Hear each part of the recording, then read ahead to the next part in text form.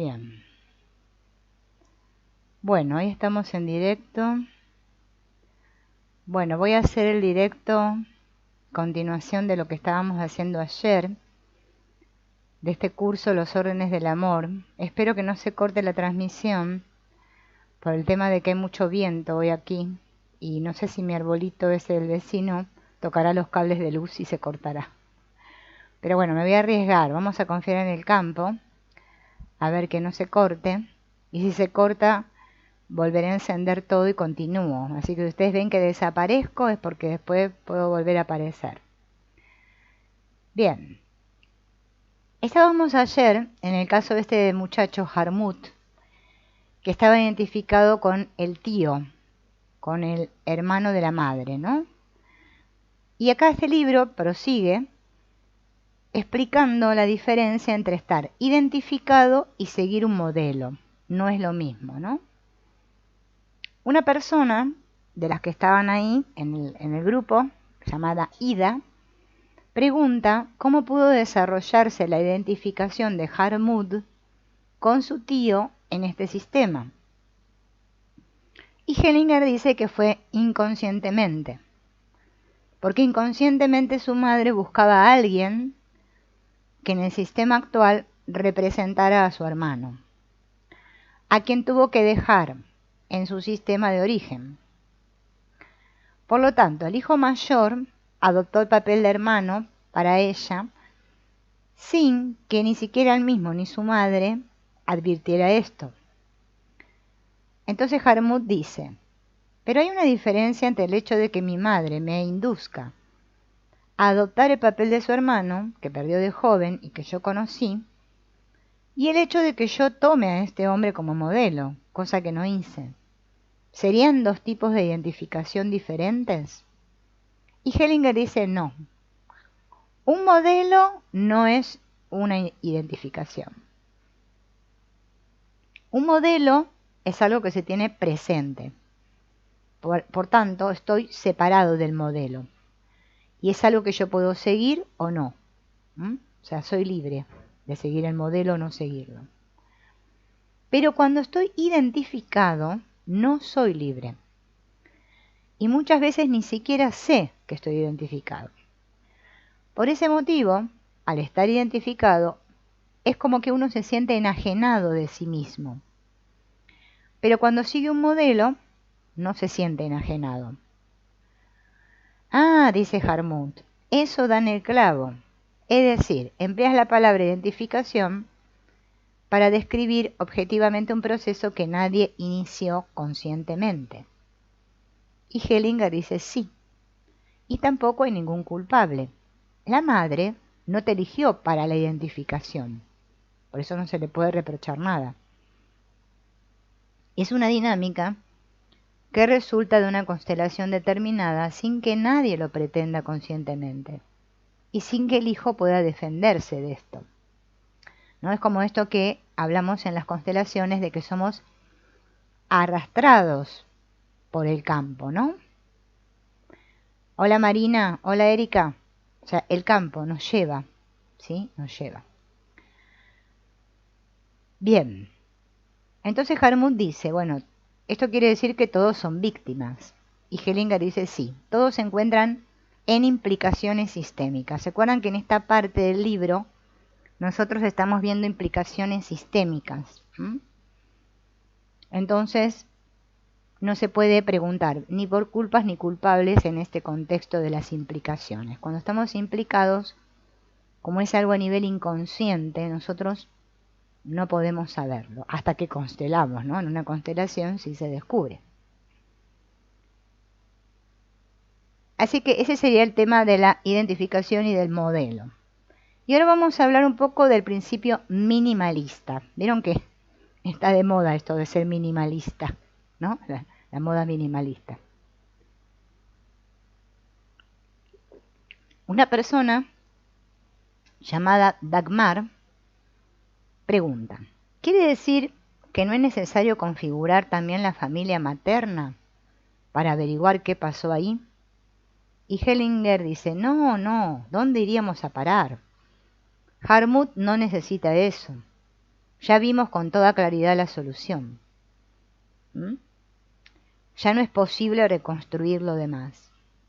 Si hiciéramos eso, de reconstruir esto, el pasado, ¿no? O sea, por su línea materna, ¿no? Nos estaríamos moviendo a un nivel de imaginación. Por eso hay que evitar esto para justamente que no se confunda, ¿no? Y poder realmente llegar a una solución. Harmut ya tiene todo lo que necesita para actuar, ¿no? Porque ya entendió que él estaba en una identificación con su tío. Y lo importante es no hacer más de lo que la persona necesita para hallar la solución. Por eso en las constelaciones vieron que está este dicho, ¿no? De menos es más es menos. No hay que hacer más de lo necesario, solo hasta donde es necesario. Nunca busco soluciones para personas que no están presentes. Me atengo al principio minimalista, limitándome a encontrar la solución para la persona afectada. Y ahí se acaba. Tampoco me gusta hacer largos análisis posteriores, ¿no? Vieron que después de constelar a veces está la tendencia esta que queremos analizar la constelación. Bien. En este caso, él hizo la aclaración y el análisis porque se está en una formación para terapeuta, si no, no. Bien. Si hacemos eso, dice que se resta fuerza. Y ahora vamos a ver otra situación. La individuación merma la unión estrecha en una relación. Es un poco difícil el título de esto que va a explicar Hellinger ahora, en esta parte del libro. Pero bueno, es importante. Vamos a ver si es necesario usar los muñequitos o no. Ahora voy a chusmear, a ver. Bien. Esta persona, Ida, que la nombré hace un rato, pregunta. ¿No es cierto que los hijos en este sistema también recibieron algo importante, precisamente por existir este sistema de esta forma? Hellinger dice sí, naturalmente. A través de esta constelación, aunque fuera una carga, los hijos recibieron la vida. Pero una constelación de este tipo también frena su desarrollo. Aquí, el hijo tomó sobre sí algo que lo frenó en su desarrollo, que era la identificación, y ahora tiene la posibilidad de superarlo. El desarrollo en la familia de origen y en nuestras relaciones actuales tiende a la individuación, es decir, cada persona se va desprendiendo progresivamente de sus relaciones y al mismo tiempo este desprendimiento aspira a la integración en un contexto mayor en el que la persona se encuentra vinculada y al mismo tiempo desprendida. Esto es importante entender de las constelaciones, porque recuerden que los vínculos nunca se rompen, las relaciones sí. Yo de lo que me desvinculo, podemos decir, entre comillas, es de esos patrones de mi sistema. No me puedo desvincular de mi sistema cuando voy a constelar, pero sí de los patrones. Puedo elegir ahora desprenderme de ellos.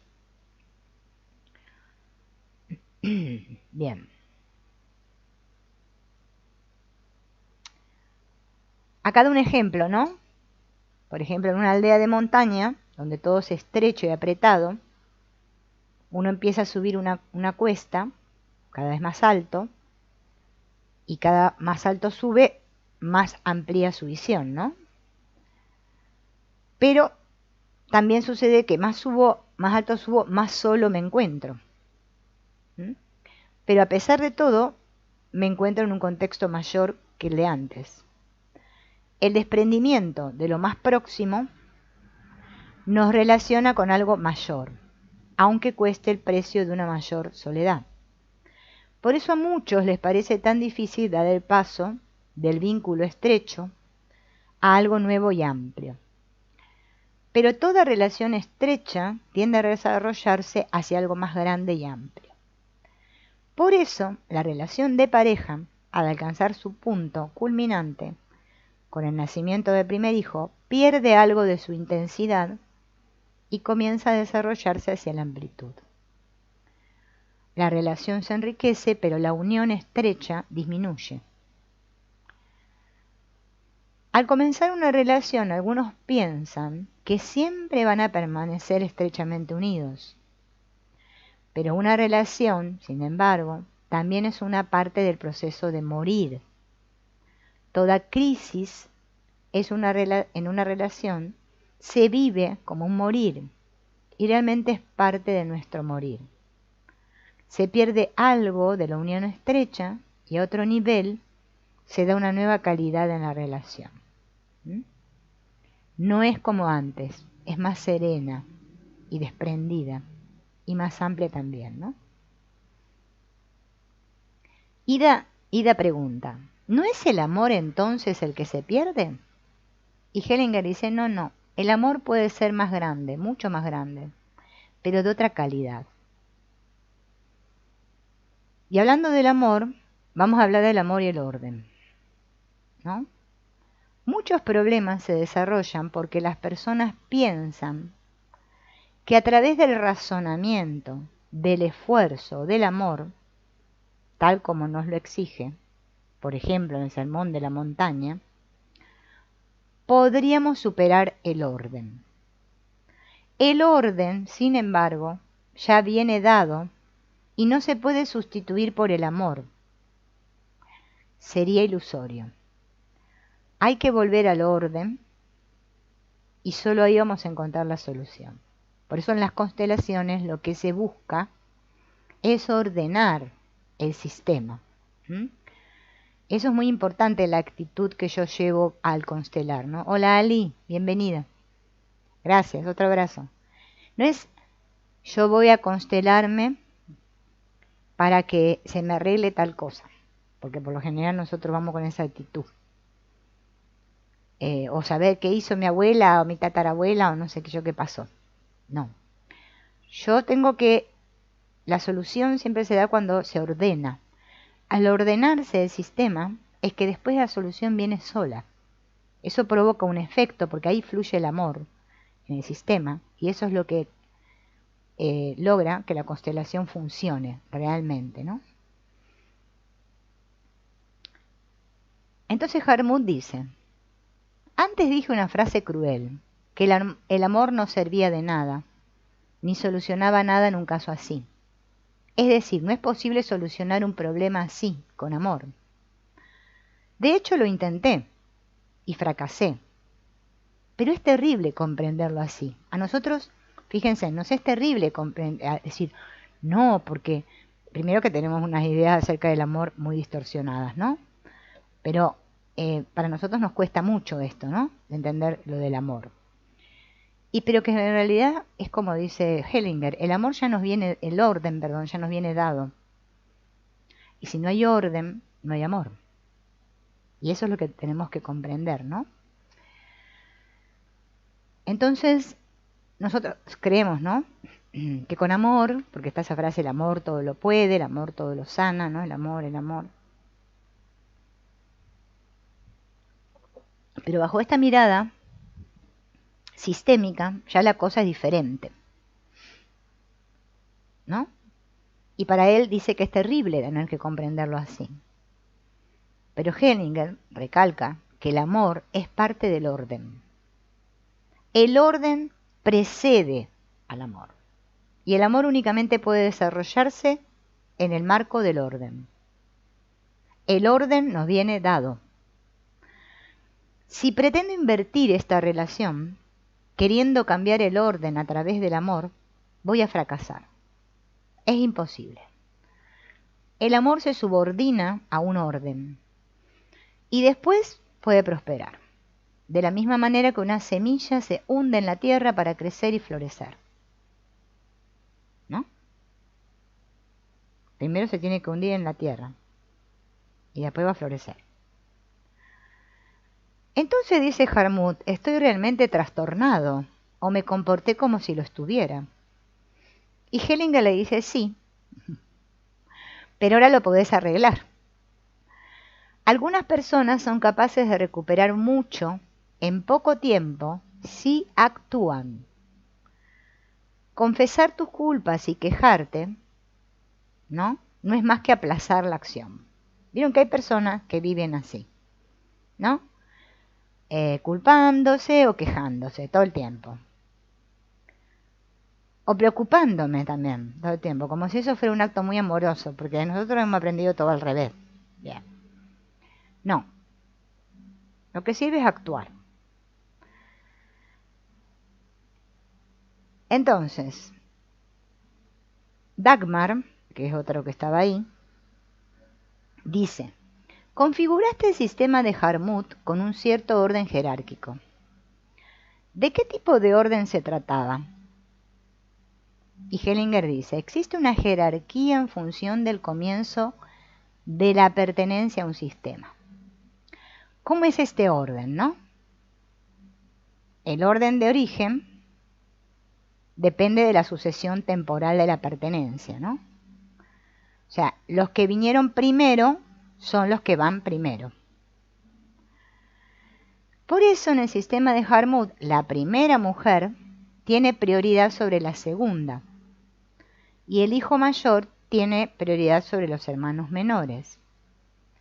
Cuando se configura una familia de acuerdo con este orden, formando un círculo, las personas de rango inferior se encuentran siempre a la izquierda de las personas de rango superior, siguiendo el sentido de las agujas del reloj. El ser se define y obtiene su rango gracias al tiempo. El tiempo le confiere su estructura. El que estuvo primero tiene prioridad sobre el que vino después. Por eso el primogénito tiene prioridad sobre el segundogénito. Y la relación de pareja está antes que la paternidad.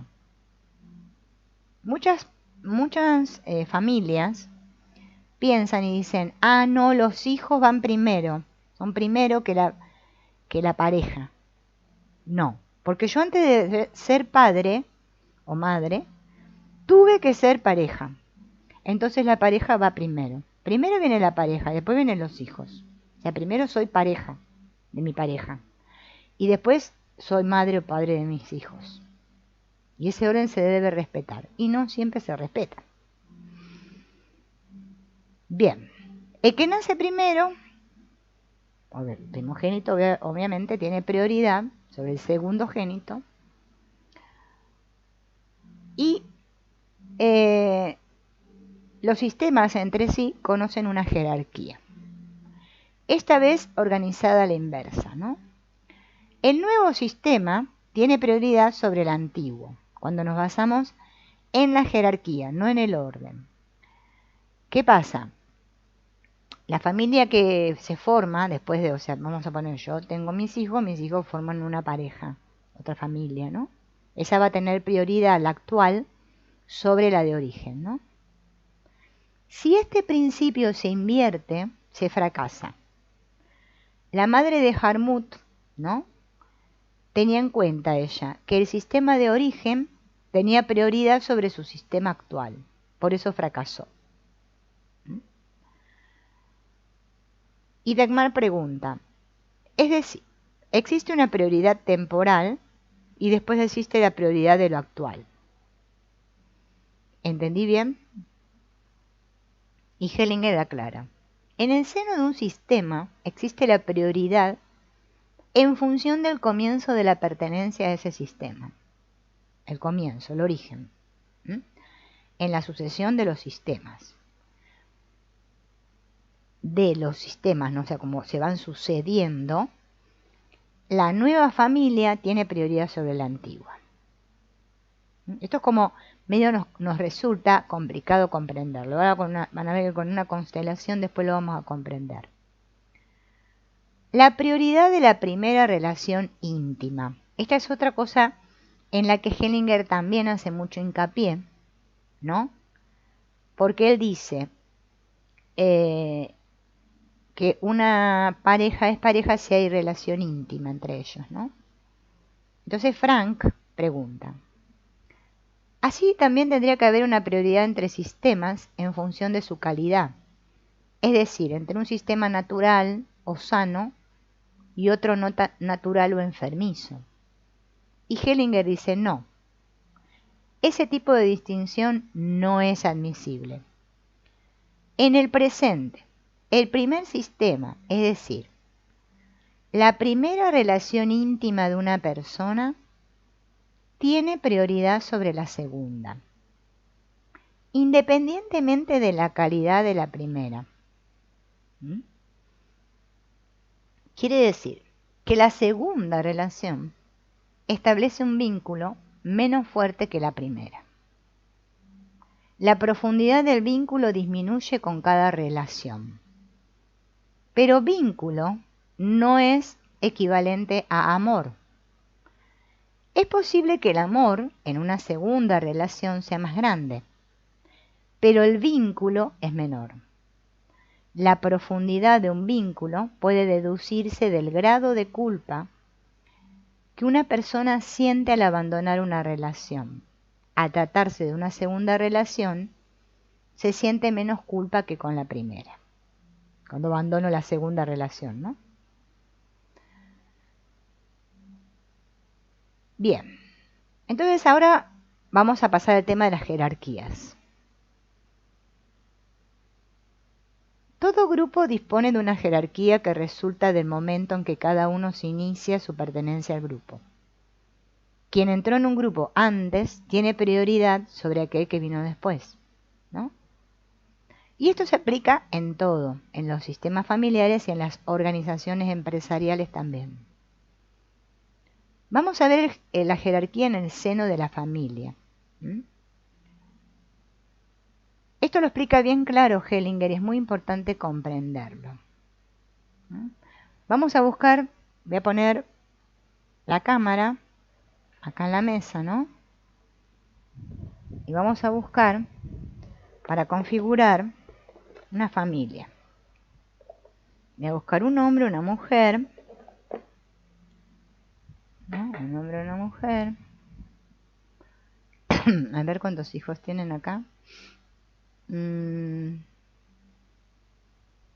Vamos a poner un solo hijo. A ver, un hijo varón. Por ahora. Después cualquier cosa agregamos más. Cada vez que en una familia hay procesos trágicos, vieron que en muchas familias suceden cosas trágicas, ¿no? Accidentes, muertes tempranas, enfermedades repentinas, bueno, de todas las cosas que suceden en los sistemas. Hola Liliana, bienvenida. Entonces ahora vamos a hablar de este asunto de la jerarquía y ver por qué suceden estos accidentes en los sistemas, qué es lo que ocurre. ¿Por qué ocurren estos procesos trágicos en las familias? Es porque un miembro pospuesto atenta contra el orden de origen. O sea, vamos a suponer que estos serían los primeros, los padres. Este sería el miembro pospuesto, o sea, el que viene después, por eso es pospuesto. Atenta contra este orden. O sea, en vez de ubicarse aquí, dentro de su sistema, se ubica aquí, por ejemplo, detrás de los padres, o al lado de la madre, o al lado del padre. Yo cuando constelo a las personas, por lo general, casi todos colocan en líneas así a su familia, en horizontal o vertical, o bueno, inclinado para cualquier lado, menos el orden que va. ¿Qué es lo que hacemos cuando hacemos esto, no? Cuando me ubico antes que mis padres, en este caso estamos con los padres, puse los padres porque es lo más común, ¿no? Me estoy arrogando un derecho que propiamente sería de un integrante antepuesto. Aunque en muchos casos se trata de una arrogación objetiva y no subjetiva. Vamos a hacer un ejemplo. El caso de un hijo que intenta expiar una culpa en lugar de sus padres, que es muy común esto, ¿no? Que los hijos carguen la culpa de sus padres. Entonces como que están ellos como sosteniendo a los padres. Voy a abrir un poco más así para que se vea mejor. Se ponen ahí, o aquí, por ejemplo, también. Como que ellos, este hijo en este caso, se arroga el derecho, ¿no?, de ser como más que los padres. O sea, su lugar sería este, pero él se pone antes, se siente más grande que los padres y quiere salvar a sus padres de su culpa. Es muy normal, aunque a ustedes les parezca raro, es a nivel inconsciente que sucede esto, ¿no? Obviamente.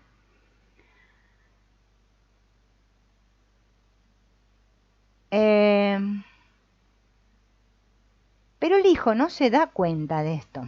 Esto ocurre, o sea, cuando constelamos lo vemos, obviamente, pero si no hago una constelación, no me doy cuenta. Y esto está moviéndose en el campo sistémico, en el campo familiar a nivel inconsciente. Este hijo no lo está haciendo porque sea malo, porque es a nivel inconsciente, lo está haciendo por amor. Ya sabemos que esto se llama amor ciego, ¿no? Entonces no escucha ninguna voz en su conciencia que le advierta de este peligro. Él no se da cuenta. Esta dice que es el modelo, ese gran modelo de los héroes, de las tragedias, ¿no? Que están ciegos al pensar que ellos hacen algo bueno y grande. Porque este asunto de creerme especial aquí en el mundo, bueno, es muy normal, ¿no? Bien. A pesar de todo, esta convicción no lo protege de su ruina. O sea, por mucho que él se crea y esté convencido de que él está siendo el héroe, que está salvando a todos, en este caso, bueno, a los padres, ¿no? Y que está haciendo algo bueno y grande, no se da cuenta, ¿no?, que eso no lo va a proteger de nada, de la propia ruina. Alegar la buena intención, que es lo normal también. Yo lo hago porque yo soy bueno, tengo buenas intenciones. O buena conciencia, le llama Hellinger también. No va a variar el resultado de las consecuencias. Por mucho que yo diga, pero yo tengo buenas intenciones, yo lo hago porque los amo a mis padres, porque soy buenecito y no sé qué sé yo, que todo lo que diga, eso no me va a salvar de las consecuencias de lo posterior que va a venir en mi sistema. Mientras yo siga ocupando este lugar. Estamos hablando en este caso que hay un solo hijo, ¿no? Bien. Pero este niño no se puede defender de esa arrogación, porque está impulsado por un amor ciego con las mejores intenciones. De adulto, solo de adulto, va a llegar a comprender la situación real y se va a poder librar de las ataduras y va a poder retirarse al lugar que le corresponde. Por eso es tan importante estos movimientos que hace el alma, ¿no? Donde yo me sitúo en el lugar dentro de mi sistema que a mí me corresponde. Me dejo de arrogarme cosas que no me corresponden. ¿Sí? Bien. Entonces, le resulta difícil al niño retirarse de esta posición. ¿Sí?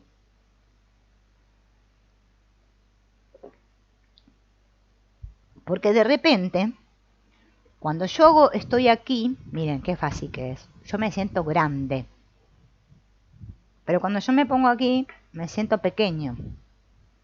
Y hacer este movimiento de verme grande y ahora pequeño es un gran movimiento del alma, que trae muchos beneficios si logramos comprenderlo, ¿no? Entonces se siente como que tiene que empezar desde abajo, porque es muy pequeño él. Pero este lugar es el único lugar, dice Hellinger, que le va a permitir estar en contacto con su interior, con su centro. Vieron que todos queremos estar en el centro, ¿no? En el centro vacío famoso. Bien. Ah, sí, ocupando mi lugar lo voy a lograr. Pero, si yo estoy en mi posición arrogada, me voy a encontrar enajenado de mí mismo y no voy a estar en mi centro. Miren qué sencillo que es centrarnos. ¡Pum! acá estoy centrado. Fácil, ¿no? El ejemplo. Por eso, cuando uno hace una constelación individual o grupal, o bueno, que cada uno le guste, ¿sí? Yo que he constelado de todas las maneras, grupal, individual, online, grupal, online, individual y todo, he hecho de todo. A mí me gustan estas porque estas son muy claras. Acá se ponen las cosas bien claras. Estas con los víncoles. Entonces, ¿qué otra cosa sucede dentro de los sistemas? El asunto este de la intimidad.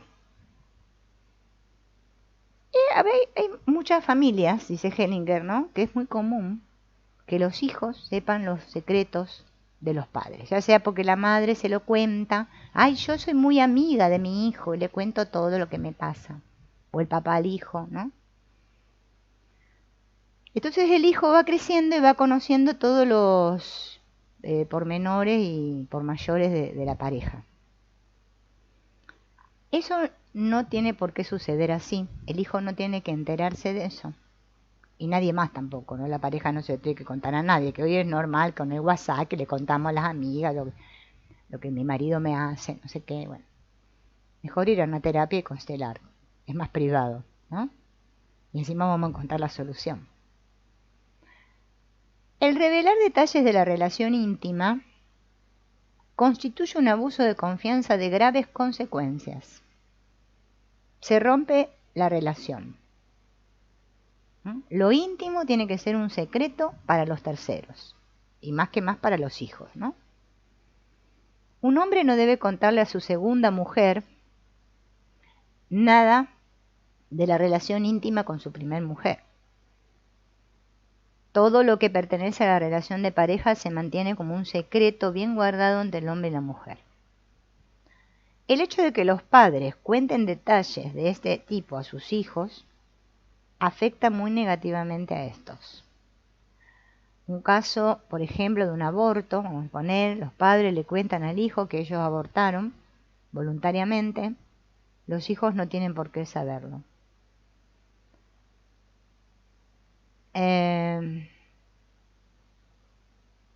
Por eso cuando uno va a hacer una constelación, que es lo más normal, voy a constelar a mi pareja, porque la chica esta viene convencida que el problema lo tiene él. Siempre todos creemos que el problema es el otro. Es muy normal, ¿no? Entonces empiezo a hablar mal de mi pareja. Ay, ¿por qué él me hace esto? Ya nomás lo estoy excluyendo. Entonces ya esa terapia no va a tener beneficio. ¿Mm? Tenemos que proteger al otro también. ¿Qué pasa cuando las parejas se divorcian? Que yo ya esto hice la otra vez unos 3 videos, ¿no? Unos directos ahí que subí en YouTube con lo de la pareja. ¿Qué pasa cuando unos padres se separan y los hijos preguntan ¿por qué se separan? Preguntan los hijos. No entienden por qué los padres se separan. ¿Qué hay que decirle a los hijos? Bueno, mira, ese es nuestro asunto. Nos separamos, pero nosotros siempre vamos a seguir siendo tu padre y tu madre. La relación entre padres e hijos no se divorcia la mujer del hombre o el hombre de la mujer, ¿no?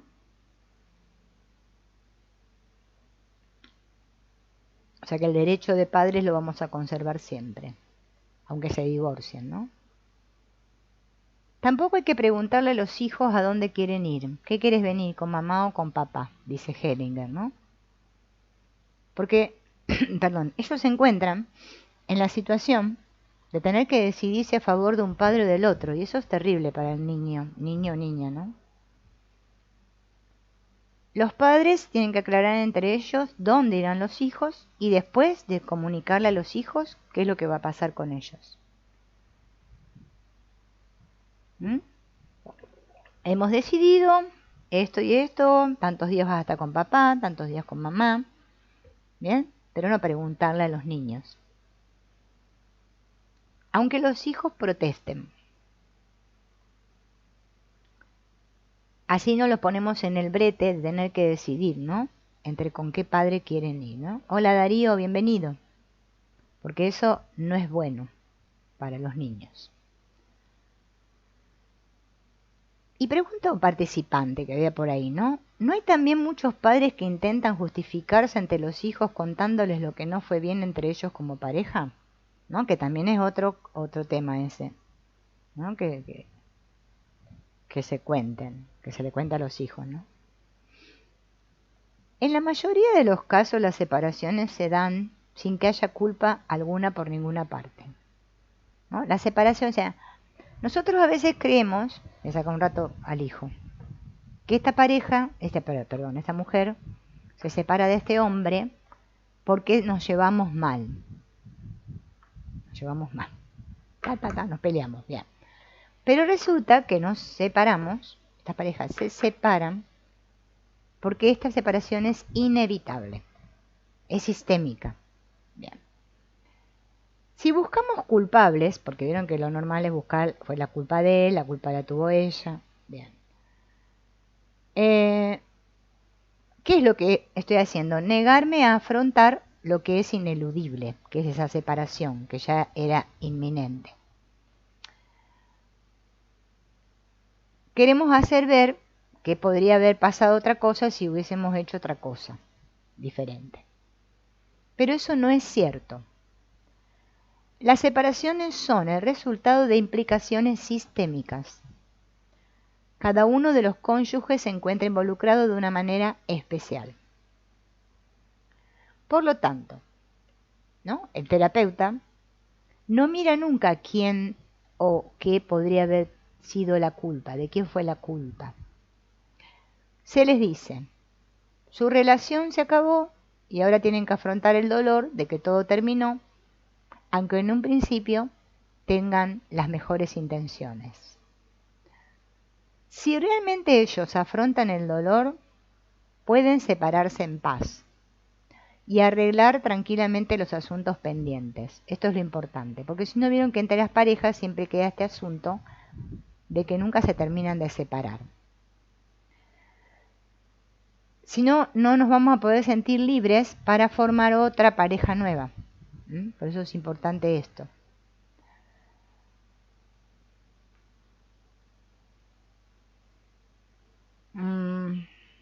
Acá hay un participante que habla de que él estuvo en un estudio, ¿no?, sobre las consecuencias del divorcio para los hijos y quería saber la opinión de Hellinger al respecto, porque en esa conferencia decían que siempre que las parejas les informaban a los hijos de que tenían la intención de divorciarse, el primer impulso de los niños era pensar que ellos habían hecho algo mal y que los padres querían divorciarse por culpa de ellos, ¿no? Entonces Hellinger dice, siempre que algo no funciona bien entre los padres, los hijos buscan la culpa en ellos mismos. Prefieren tener la culpa ellos en lugar de atribuírsela a los padres. Por lo tanto, es un gran alivio para los hijos si los padres le pueden decir a los hijos, ¿no?, cuando hay un divorcio, ¿no?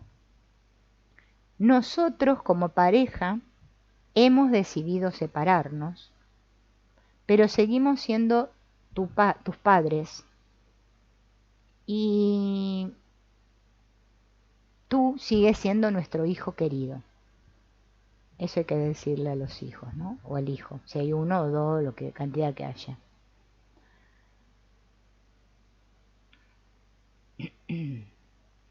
¿Qué pasa, no? Pregunta, ¿no?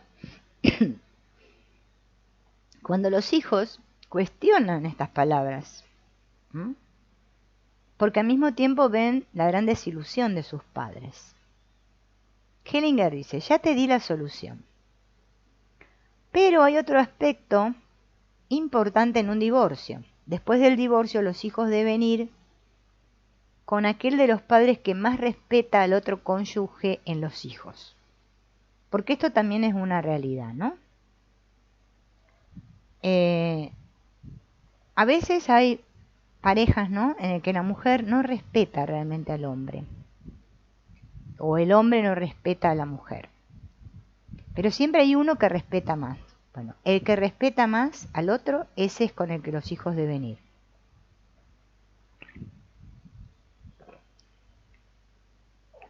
Bien.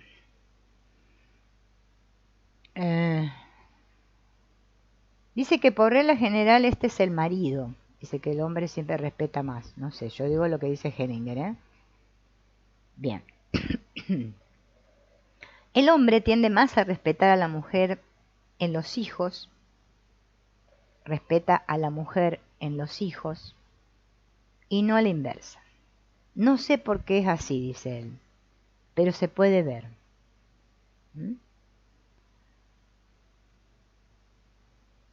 Al asesorar a una pareja que desea divorciarse hay que decirles que para el bien de sus hijos, lo mejor es que cada uno de ellos continúe en los hijos el amor original al otro cónyuge, tal como fue en un principio, independientemente de lo que resultó más adelante. Es decir, se vuelve al principio a los tiempos más entrañables para la mayoría de las parejas. Recordando estos sentimientos entrañables se pueden mirar a los hijos incluso después del divorcio, ¿no? Ese amor que nos unió. Bien, estas de las organizaciones lo voy a saltar porque no.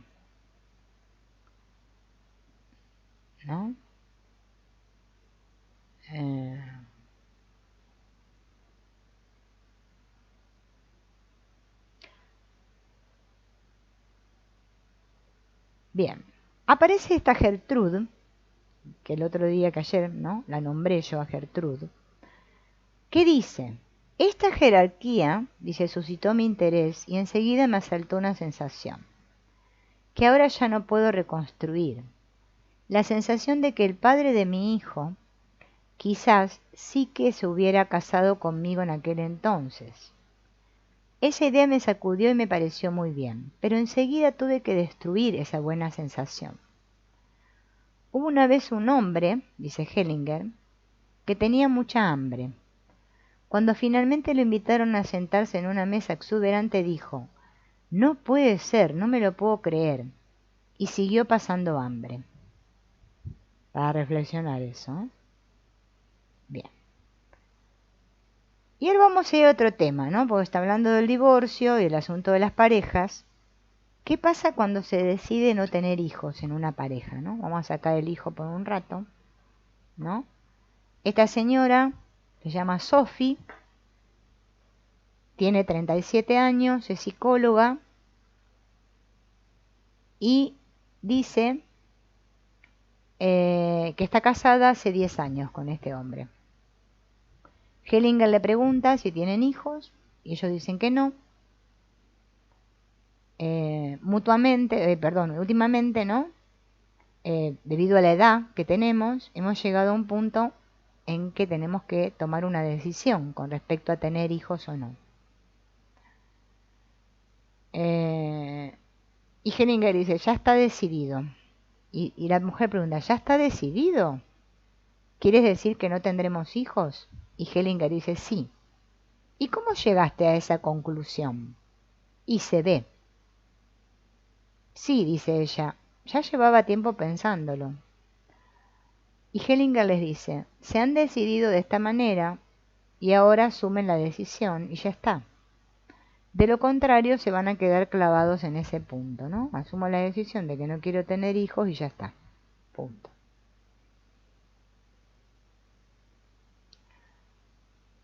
Y vamos a ver qué pasa con esto de las decisiones, ¿no? Porque en la vida continuamente tenemos que tomar decisiones. Entonces él dice algo. La persona siempre se decide a favor de algo. Y cuando me decido a favor de algo, tengo que renunciar a lo otro. O sea, si elijo A, tengo que renunciar a B, ¿no? En relación con lo que es y se realiza lo otro, es decir, aquello a lo que la persona renuncia, es como un no ser. O sea, a ver, lo voy a hacer con unos cositos que tengo por acá. porque a veces es complicado entenderlo.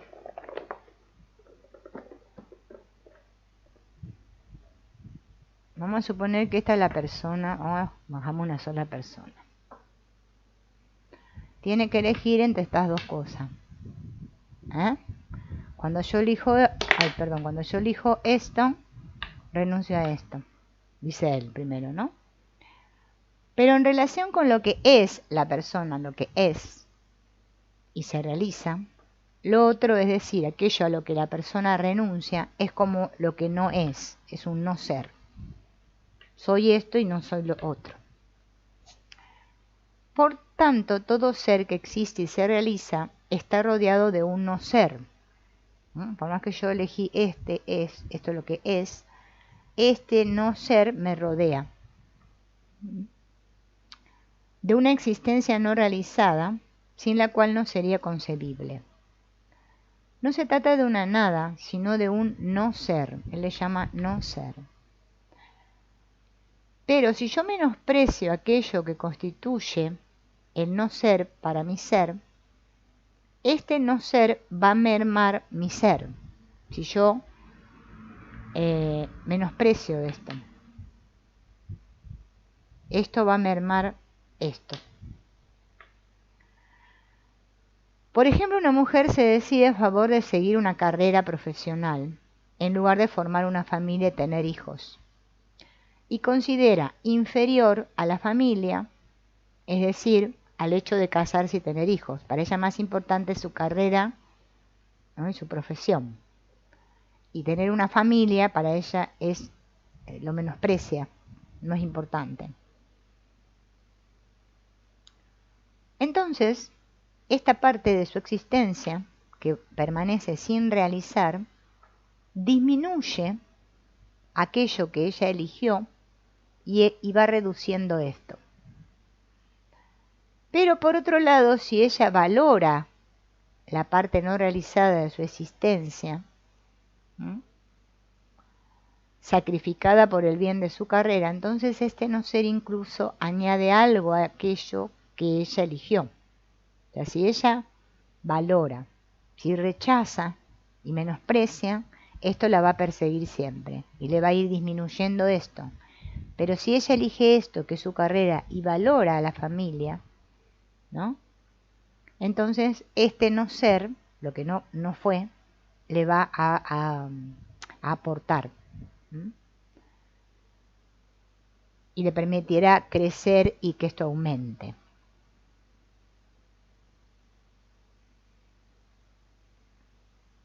Entonces seguimos con el asunto de Sophie y con la relación de pareja. Yo pienso que no me decidí a favor de una carrera profesional, sino a favor de la relación. Ella lo que siente es que se decidió a favor de la relación. Ya que obviamente tengo la idea de que la relación se rompería si tuviéramos un hijo. O sea, ella prefirió la relación con su pareja, con el hombre antes que el hijo, o hijos, o tener más hijos. Y cuando dijiste que ya nos habíamos decidido en contra de tener hijos, de repente me di cuenta de que era yo la que había tomado esa decisión. Pero creo que no tengo el derecho de exigirle a mi marido que renuncie a tener hijos, porque a veces puede pasar, ¿no? Esto. Entonces Hellingen le dice, si tu marido quiere tener hijos, pero tú no, significa que la relación se tiene que terminar. Tienes que tenerlo en cuenta como consecuencia de tu decisión. De lo contrario, te estás engañando. Si tu marido, a pesar de todo, se decidiera por quedarse contigo, tendrías que valorarlo mucho, porque te va a seguir valorando a pesar de que vos decidiste no tener hijos. Valora más eso. Ella tendría que valorarlo más a él. Bien. Y ahora viene otra situación de pareja, por eso voy a sacar a esta pareja para poner otra pareja. Bueno, hoy tocó el asunto de la pareja, parece ser, ¿no? Bueno, parece ser que esta pareja, ¿no? Es de la señora esta que se llama Ida, y está aquí con el marido que se llama Wilhelm. Y ella dice, tenemos mucho trabajo en nuestro negocio, yo ocupo un cargo de mucha responsabilidad y al mismo tiempo soy madre y ama de casa. Me gustaría trabajar como psicóloga, porque yo estudié para eso, pero me parece que no me llegó el momento. La última vez que participé en uno de tus seminarios me di cuenta de que estaba en pie de guerra contigo, o sea, con Hellinger. Bien. De alguna manera te había interiorizado y siempre que me encontraba ante un problema acuciante me decía, le voy a escribir a Bert, o sea, ella le iba a escribir a Bert Hellinger. Empezaba a redactar la carta, la corregía una y otra vez y de repente encontraba la solución sin tener que molestarte. Pero hace 2 años que ya no me funciona. Entonces Hellinger dice, lo que pasa es que acá hay algo que no está solucionado, le dice él. Tú quieres algo de mí. ¿Eso es lo que expresas cuando dices que estás en pie de guerra? Quisiera recuperarlo porque era algo bueno para mí. Cuando hay algo que no funciona, le dice Hellinger, hay que sustituirlo por algo mejor. Ay, le dice ella, pero no lo encuentro. Podemos buscar juntos, dice Hellinger, a ver si encontramos algo o alguien mejor. Bueno, yo personalmente siento mucho que... Te hice una propuesta, le dice Hellinger. ¿Estás de acuerdo? Sí, dice ella. Pero yo quería decir otra cosa. Ayer agarré unas tijeras y me corté el flequillo. Y Hellinger dice, pero aún no lo suficiente. Bueno, las personas se ríen, ¿no?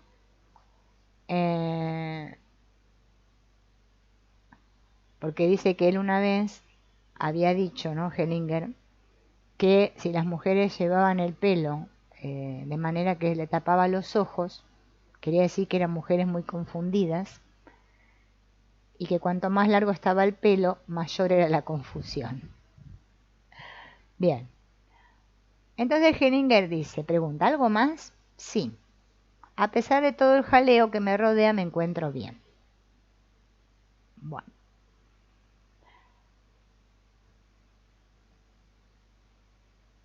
Vamos a ver ahora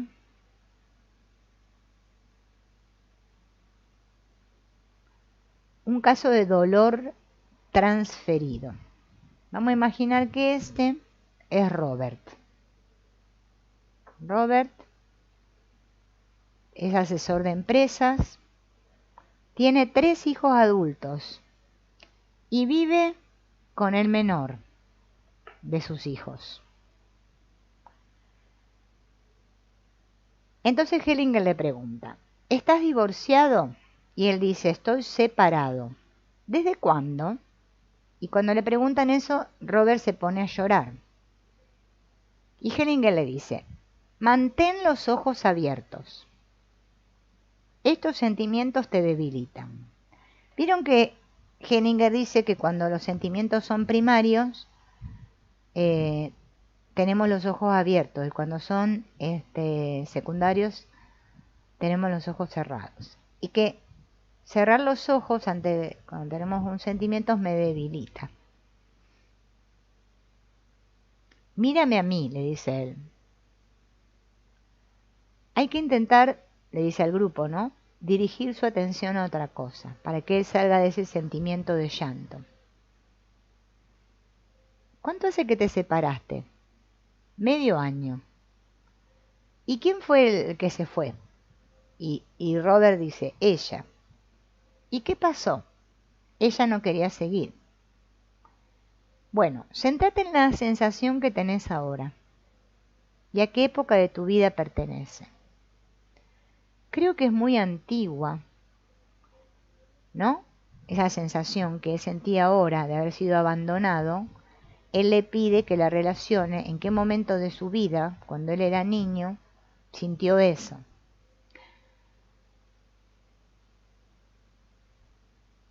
¿Qué edad tiene este niño? Más o menos. Y Robert dice que tiene 3 años, no este niño que es el hijo, ¿eh? Él, cuando era niño. ¿Qué pasó cuando tenías 3 años? Murió mi hermana pequeña. Tu hermana. Aquí está, dice Hellinger. Aquí hay una transferencia de una situación y de sentimientos del pasado al presente. Con estos sentimientos no se debe trabajar en el presente, deben permanecer allí donde pertenecen y deben ser trabajados allí, en el pasado.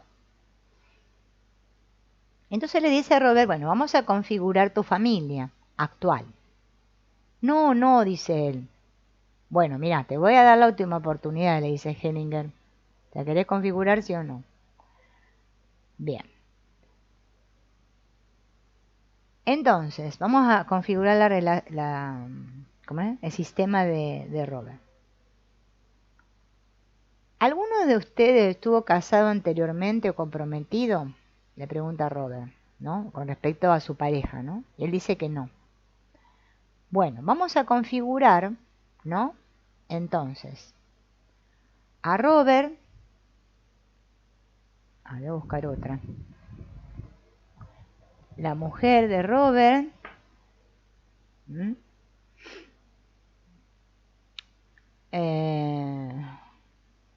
la primera hija, el segundo hijo y el tercer hijo, ¿no? Vamos a ponerle 3 hijos. A ver cómo era: hija, hijo, hijo. 2 varones y una mujer. Bueno, la hija, el segundo hijo, vamos a poner que es este, y el tercer hijo. Estos son los representantes que le pide que elija. Y cuando configura, ¿no? Él coloca, o sea, la persona, ¿no? El que constela al marido mirando así, la mujer mira para allá, el tercer hijo lo pone acá, ahí, miren, les voy a correr la cámara para que vean más, y pone el primero y el segundo hijo, pone el primer hijo, la primera hija así y el segundo hijo así. Mire qué configuración más rara, ¿no? Este es el Robert con su esposa, el tercer hijo, la hija, que es la segunda. A ver, no, tiene que estar acá la hija, me equivoqué. La hija acá y el hijo acá, ¿no? Porque la hija... no, porque la hija es la primera, está bien, no, lo puse bien. La primera hija y el hijo. Sí. Pero este mira acá. Esta mira al padre. Y este mira acá, a este hijo. ¿Sí? Era una cosa rara que a mí no me sucede cuando hago constelaciones individuales con las personas. Todos miran para adelante. Yo todavía me pregunto, ¿no? ¿Por qué me tocan esos casos? Pero bueno. Bien. Fíjense en cómo están todos configurados, ¿no? Bien. Vamos a ver qué sucede acá. Yo lo voy a poner así, para que ustedes puedan ver a todos. Ahí. Creo que los ven a todos bien ahí. Bien. Vamos a seguir acá. Entonces Hellinger le pregunta al marido, ¿cómo te encuentras ahí? Ay, estoy perdido, aunque me encuentre en esta fila. ¿Y la mujer cómo se siente? Ay, me siento torcida. Estoy mirando a mi hijo mayor y quisiera girarme. ¿Ven que ella mira acá? A ver si te voy mirando. No. No, acá, ahí, mira. Dice, quisiera girarme, dice. A mi hija mayor tendría que decir, porque la mayor era una hija. ¿Y cómo te va emocionalmente?, le pregunta la mujer. Y no me va muy bien. ¿Y la hija? ¿Cómo se encuentra la hija? Tengo un buen lugar, dice, pero en el fondo solo veo a mi padre. ¿Ven que ella lo está mirando al padre? Fíjense en ella. ¿Ven? Lo mira. Ella, acá está, ve la hija, mira acá. Que lo mira al padre. Nada más. Y el hijo mayor, bien, porque los veo a todos. Él lo está viendo a todos, ¿ven? Pero de alguna manera me falta el contacto, ¿no? Entonces Hellinger pregunta, ¿qué tal se siente el hijo menor? ¿No? Que sería este, ¿no ven? Este pequeñito que está acá. Me encuentro en un enfrentamiento muy fuerte aquí, con mi hermano mayor. ¿Ven? Él está como enfrentado acá, ¿ven? Por otra parte es una sensación agradable estar al menos aparentemente tan arropado por mis padres. Y el marido, Robert, dice, aún quisiera añadir que no persigo a mi mujer, sino únicamente a mi hija. Él solamente ve a la hija, ¿ven? La sensación de estar perdido más bien venía de abajo. Hacia el menor de mis hijos siento mucha proximidad. Entonces Hellinger le pregunta a Robert, ¿qué pasó con tu hermana menor? Se murió cuando yo tenía 3 años. ¿Y de qué murió? De pulmonía. Entonces Hellinger introduce a la hermana menor, ¿sí? De Robert. Y la pone acá.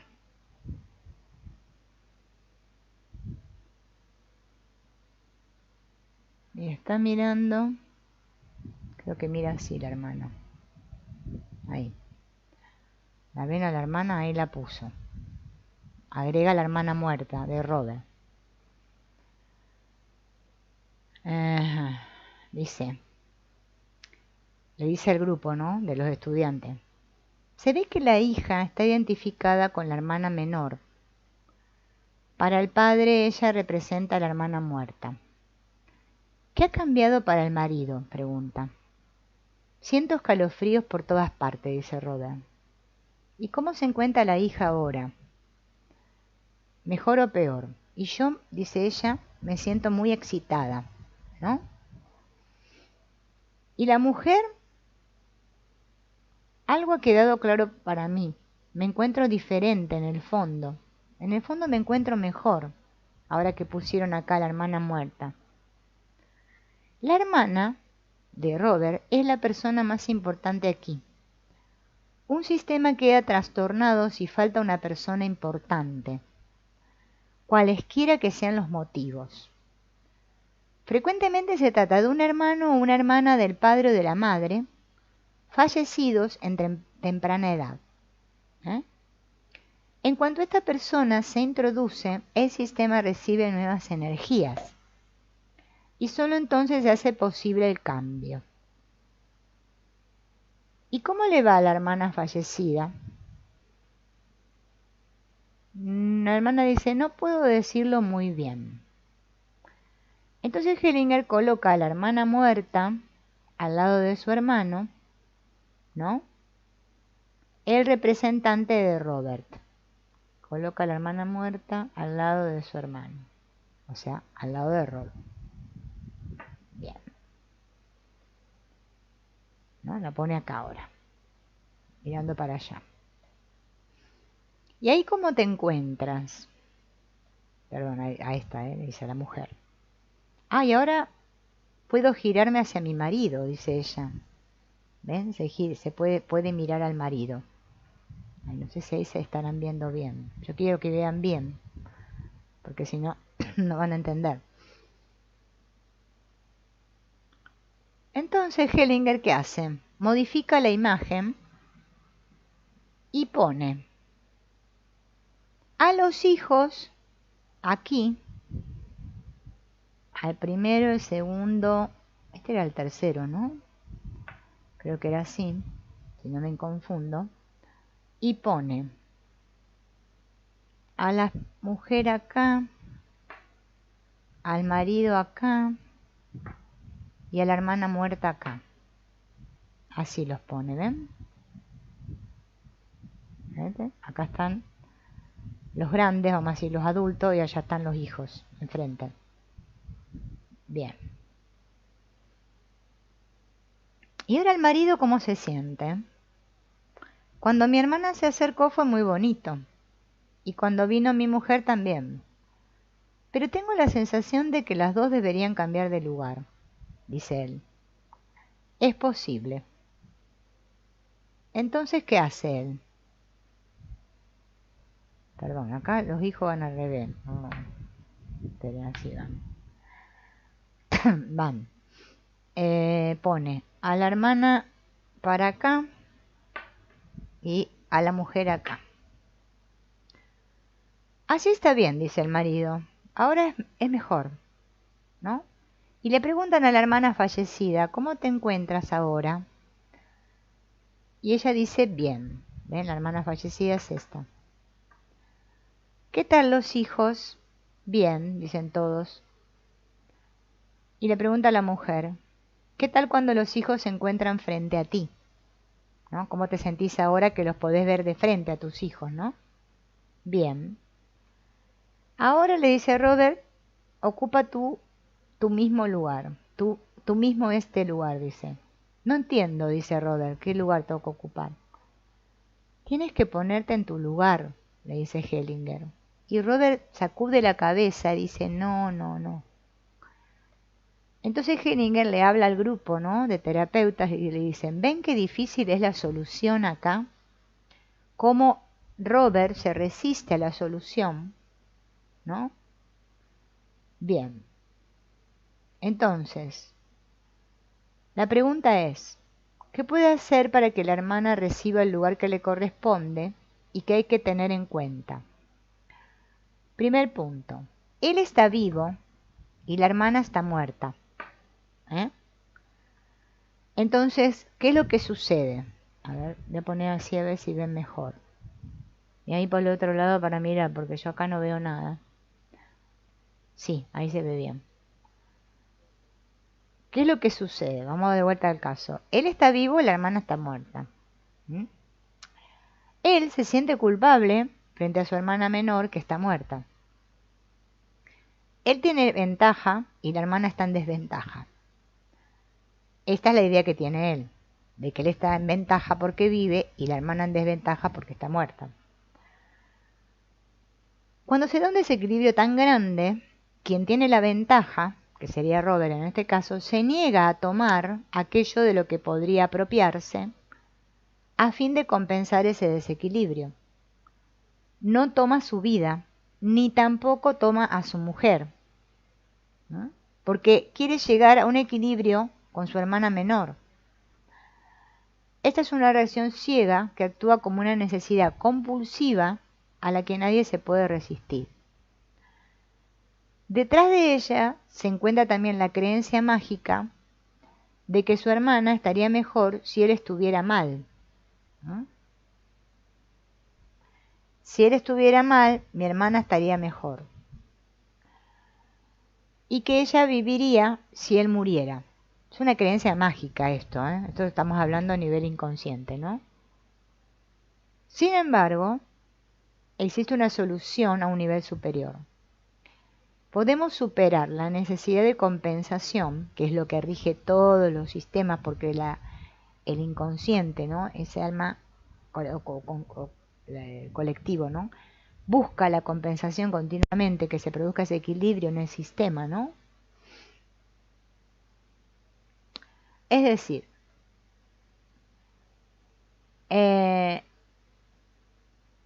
no podemos arreglarlo con amor, sino con orden, ¿no?, como dice él. A través de un orden superior del amor en el que reconocemos tanto nuestro propio destino como el destino de la otra persona amada como independientes uno del otro, aceptándolos humildemente. ¿Cuál sería entonces el paso liberador para Robert? Tiene que tomar en serio este sentimiento de culpabilidad y decirle una frase curativa a su hermana. Entonces le pregunta cómo se llamaba la hermana, y la hermana se llamaba Aldehyde. Bien, entonces le pide él que le diga a la hermana, ¿no? Acá está Robert y su hermana. Voy a poner acá, no sé dónde poner, a ver. Pone así. O sea, acá está Robert y acá su hermana. Ahí está. Entonces le pide que Robert le diga a la hermana: querida Adelheid. Querida Adelheid. Ay, qué nombre difícil. ¿No? Y él dice que cuando lo hace se pone a llorar. Entonces Henninger le dice que no tiene que llorar, que no lo haga llorando, porque si no es terrible para la hermana eso. Porque si se comporta así, le explica a los terapeutas, la muerte es doblemente dura para la hermana, ya que él está actuando como si a causa de la muerte de ella, también él tuviera que morir. Con esa tristeza, agrava el destino de ella. Fíjense esto cómo sucede, ¿no? Dentro de los sistemas, ¿no? Nosotros creemos que seguir llorando el muerto por mucho tiempo es beneficioso. Bien, así estamos agravando el destino del otro. Ya que tanto como él quiere a su hermana también lo quiere a él. Entonces vamos a decir la frase liberadora, aunque él no la emplee, la frase sería: querida Adelheid, tú estás muerta, yo aún viviré un poco y después moriré también. Esa es la frase que hay que decirle a los que no pueden soltar a los muertos, ¿no? Tú estás muerta, o tú estás muerto, yo viviré aún un poco, después moriré también. Esta es la frase liberadora que encierra tanto la compensación como la libertad. Y también hay humildad en ella, y se acaba con la superioridad. Él se muestra solidario con los muertos y vive. Y en segundo lugar, propongo un ejercicio que sería positivo para él como para la hermana, que durante un año él haga de cuenta que está con su hermana y le vaya enseñando el mundo, ¿no? Mostrando el mundo, las bellezas del mundo, le presente a su familia, para poder recuperar algo para ella. Cuando sientas que tengas que hacer algo difícil, hacelo con ella a tu lado. Y aunque ella ya no esté, su muerte temprana tendrá un efecto positivo en el presente. Ella seguirá viviendo a través de ti en lo bueno que hagas. Esto lleva a la reconciliación y también sería una forma de recompensa. Esto es lo que va a lograr, ¿no? Si Robert hace este ejercicio con su hermana muerta, ¿no? Es que su familia se ordene, que recupere el orden su sistema. Acuérdense en que él lloraba porque la mujer lo había dejado, ¿no? Bien, porque ya hablamos tanto que llegó un momento que nos olvidamos que es lo que empezamos a constelar. Bien, y su hermana muerta, ¿no? Ella lo va a acompañar durante un año, dice Hellinger, que haga ese ejercicio para poder, como, digamos, tomar fuerza de esto y no querer irse a la muerte o seguir a la muerte a su hermana, que es lo común que sucede, ¿vieron?, en los sistemas. Bien, bueno, creo que más o menos hasta aquí hemos visto bastantes ya casos. Esta constelación está bastante buena y es muy común, muy normal que suceda dentro de los sistemas. Voy a ver si mañana puedo, voy a hacer este asunto de reconocimiento, ¿no? ¿Qué es esto del reconocimiento? Y esto de aprender a tomar, porque a nosotros no es fácil dar, pero nos es difícil tomar. O sea, que otros nos den y tomar, especialmente a nuestros padres. Entonces en la próxima vamos a hablar de ese tema. Vamos a quedar ahí pendiente que vamos a tratar ese tema. Así vamos a ir recorriendo todo este libro, que la verdad que es maravilloso, ¿no? Bueno, obviamente que ya es constelador, para él esto ya lo sabe, pero nosotros que queremos seguir ampliando nuestros conocimientos, ¿no? El constelador, me hablo del constelador grupal, ¿no? El de que constela grupos de personas, ¿no? Esto lo tienen que saber. Y estudiar este libro es muy bueno para todos, aunque no seamos consteladores, no importa. Nos ayuda a comprender mucho de los movimientos y las implicaciones de nuestros sistemas.